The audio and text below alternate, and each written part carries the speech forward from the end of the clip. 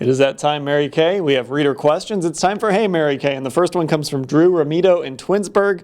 He says, what was your evaluation of Jimmy Garoppolo coming out of college? Would you trade for him now and or draft a quarterback? We talked about this a little bit in our podcast last week about the options with Jimmy Garoppolo.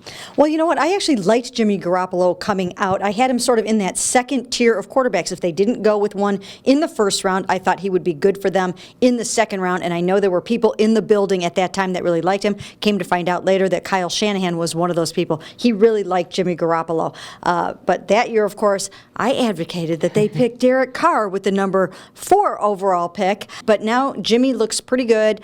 He's actually someone that I would be willing to give up that Eagles pick for, which will be a top 10 pick. Of course, if Kyle Shanahan ends up with a head coaching job, that's something to keep an eye on as well, where Jimmy Garoppolo could end up. Next question comes from James O'Brien. He is in England, so he's got the Browns coming his way. Hey, MK, Terrell Pryor, Joe Thomas, Jamie Collins had a list of exciting Browns to look out for in London in 2017. Of course, a couple of free agents in that mix.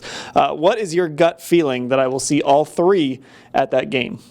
Well, you know what? That's a very, very good question. Joe Thomas will be here. We know that, so you can count on that. And then Terrell Pryor, Jamie Collins, both set to become free agents. I think they'll at least be able to try to keep one of them. They want to keep both.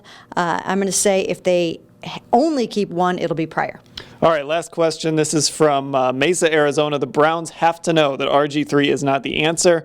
Why not have one of the other quarterbacks, one of the other 3 quarterbacks that they have on the roster start a game? Well, first of all, they've seen enough of Josh McCown, so they don't need to see any more of him. As far as Cody Kessler is concerned, they've seen 7 games of Cody, and Hugh Jackson feels that now he needs to see some of RG3. He feels he's seen enough of Cody to know kind of what he is heading into next season. He needs more of RG3 to know, do you want to keep him around? Not necessarily as the starter, but even as a backup. And look, if they're trying to win a game, for as bad as he looked against Cincinnati, he probably still gives them the best chance to win a football game.